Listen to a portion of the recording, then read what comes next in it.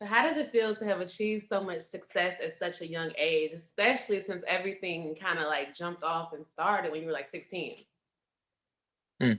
I just feel like it's a blessing. I feel like it's a lot of people that's, you know what I'm saying? There was a lot of older people that wasn't doing what I was doing at this age, and a lot of people right now that's not doing what I'm doing at this age. So I feel like it's a huge blessing because at the end of the day, it's an opportunity that don't come to a lot of us that early. You know what I'm saying? A lot of people got to work a little harder for it. Some things like this don't come to like early 20s or even late 20s, damn near in your 30s. So I just feel like I'm blessed and God saw something in me that he instilled in me since birth. That, you know what I'm saying? That put me in the position I am today. Has it hit you yet? Because like I know sometimes when success hits, life is moving so fast. Like do you live in the moment? Do you take it in? I really live in a moment, but I still feel like it ain't hit me yet. But I feel like the best time that things do hit you is when it's memory. So I feel like a little later on in life, I'm gonna be like, yo, I really did all this at this age, and I really was this, and you know what I'm saying a lot of stuff I don't really too much enjoy right now is because I'm always looking for the next thing. I'm trying to be better than I was yesterday. So I'm never really complacent with what I'm doing now. I'm just out of about, you know what I'm saying, the next step. So when it does get to the time where I really just sit down, relax, and look back on my life, I know like I'm gonna be more grateful for these years in my early years because it set the foundation for my future. I love it. So talk to me about this project. What was the inspiration behind Me versus Me? Myself. That's pretty much why I named it Me versus Me, because I feel like I was battling myself, good and bad, whatever it was. I always came back to self with questions, came back to self with what songs I should put on there, came back with self, which songs was hard. So just battling myself. So I feel like the biggest inspiration was me. So a lot of times we're in our own head, battling ourselves just on everyday decisions, or sometimes it could get a little hectic, and sometimes we're in our own way. So how do you get around it when you're battling yourself?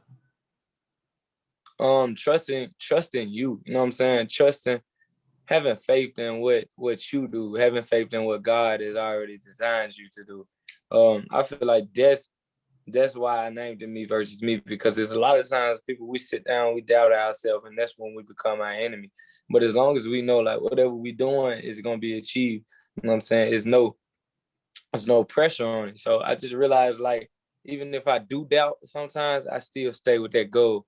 I still stay on the road that's hard and that's rocky because I know you know what I'm saying, on the other side it's gonna be smooth. So just knowing that whatever you're trying to achieve is already achieved, keep working. I love it. So you're big on meditation. A lot of people are trying to get into it. A lot of Mm-hmm. people like it. What does meditation look like for you?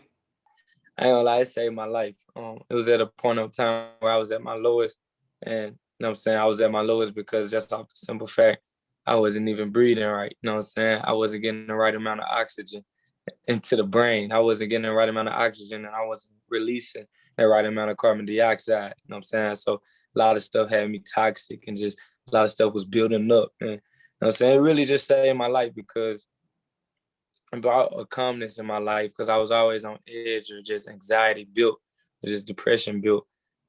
It just brought a type of calmness in my life to let me know that everything is okay. Just, you know what I'm saying? Stay patient, keep working. So I know you're big on wellness as well. So did you stop smoking and drinking to focus on mental health, or what was the reason?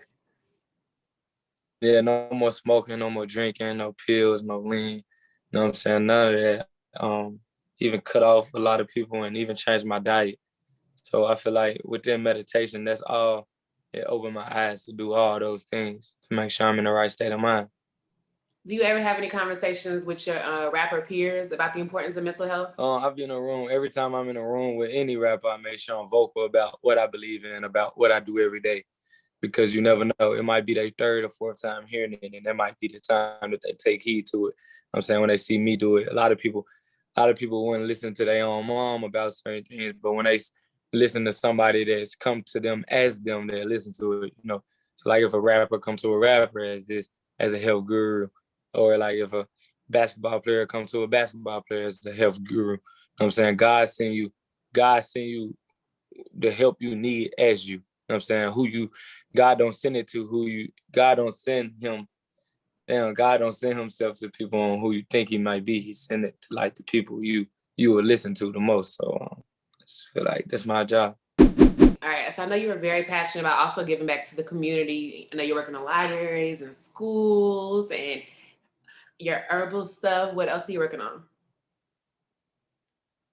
My food truck, developing my food truck, trying to get it to be a worldwide thing when it gets up and running. Do food truck tours, help feed people, do something like free food Friday for whoever, starving. They could come get some free food, could feed the homeless, whatever.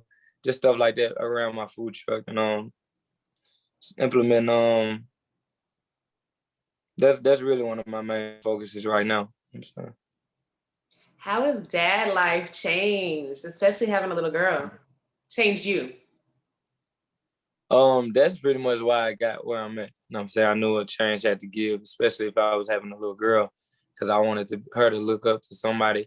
Because, at the end of the day, I wanted her to view me as who she would like today. You know what I'm saying? In the future, so she won't be brokenhearted. You know what I'm saying? I wanted to be a perfect role model to show her what a man is, what a man's supposed to do for her, because I know that's something that's lacking in this world right now. Showing, you know what I'm saying, your daughter or even your son who they really supposed to be, how they supposed to be taught, and how they supposed to grow up. So I'm saying that's the one reason why I changed a lot of my life. Try to empty out a lot of the negative and probably, bring in a lot of the positive.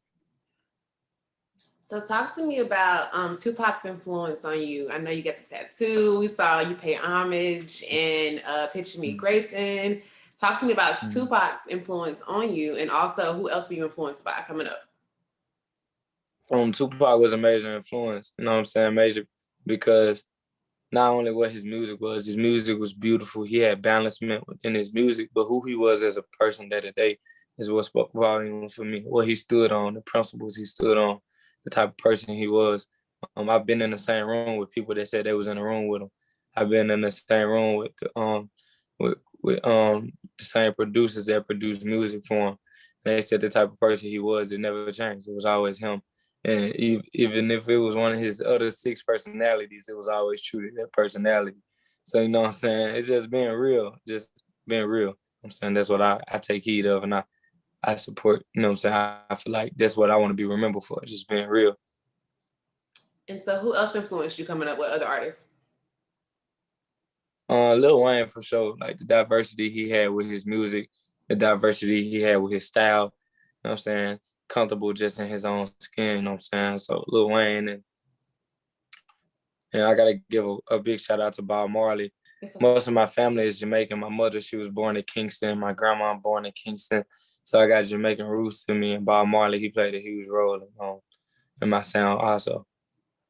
Speaking of Tupac, so no one can deny that you're talented, but how did you feel about some of the critique that came and some of the backlash that came when you made the comment about people draw comparisons to you with Michael Jackson and you and Tupac?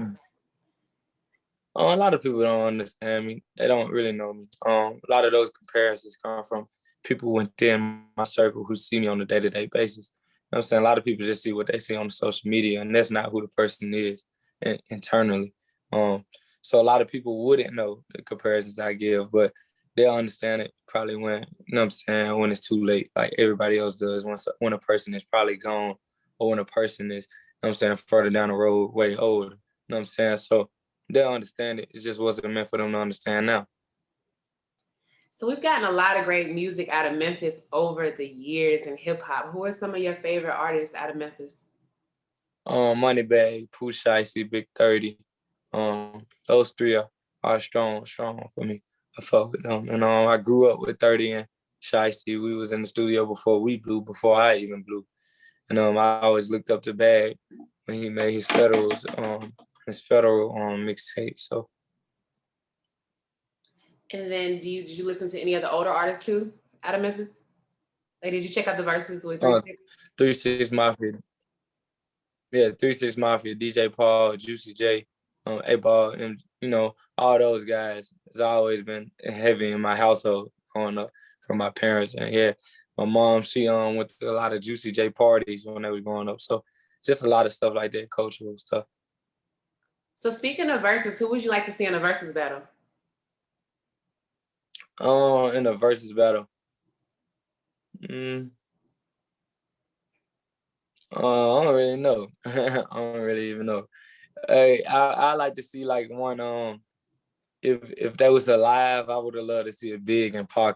I feel like that'll be crazy. A Big and Pac. They should put some holograms together and do something like that. That would be amazing. I think Swiss had teased like maybe doing an honorary like versus for them. I still would like it. I know some people feel like, oh, they're not here to pick their own catalog, but I think it would still be fun in memory of them. Yeah, for sure was. For sure would be. How would you describe your sound? My sound is unique. I got a lot of different sounds, a lot of different flows. So I feel like they all come back as unique to me. I can rap on any beat, country, rock, metal, whatever it is, rap, R&B, anything. It's just people haven't heard that diversity yet. But this year they will hear it. You know what I'm saying? I'm gonna be dropping a lot more music. So I just feel like my music is unique, one of a kind. So I have an interesting question. Do you think you will be into polygamy forever? Or do you think it's the right now thing? No, for sure, forever. I just know the purpose of it. A lot of people do things because they hope it goes this way or think it may go this way, but I actually know the benefits of everything. I actually know what I can accomplish, and I actually know what my ancestors did back in the day. I know how the Egyptians, how the Roman empires, how the Aztec empires, all these empires thrived for a long time. You know what I'm saying? It's because they had civilizations, they had villages, and people played their role and did their role and did what they had to do. Now we're in a generation where a lot of stuff is brainwashed because, you know what I'm saying, the power that we hold is not really is to be shared. You know what I'm saying? The power we hold is very scary for people to know as far as melanated people, melanated beings. The power we have and the power that we had once before, if we start to implement it more in this generation, this age, we'll be able to, you know what I'm saying, get back what's ours, our world. You know? All right, so you can only pick 5. Who are your top 5 favorite rappers, dead or alive? I don't really like to do these because honestly, I feel like I always miss out people. I gotta give Pac though, put Pac in there. I gotta put Wayne in there. Gotta put DMX in there. Gotta put Biggie in there, and shit. I guess I'll put a me in there. You know, I guess like that category is kind of hard because I resonate with people for different reasons, for different. I feel like I don't know. I just feel like I try to stay away from those type questions because I feel like I always forget somebody. It's so much talent that's dead or alive. You know what I'm saying? You could go to the Lil Snoops. Like Lil Snoop has so much potential, great artist. You can go to a lot of people and No, I agree with you. We just make it tough to see like what comes out the dome, but it's so many artists. It's so hard to pick 5 because he's like, oh, what about that person? What about that person? What about that person? All right. So what other endeavors are you tapping into? You know, you got the food truck coming, but like what else do you want to do? What else do you see beyond music? Acting, you know what I'm saying? TV shows, movies. I feel like I need to implement this year. I'm supposed to be getting my own TV show, and hopefully I'm supposed to be in a movie by the end of this year. So we getting it done. If your sex life was a movie, what would be the title? Young and Wild.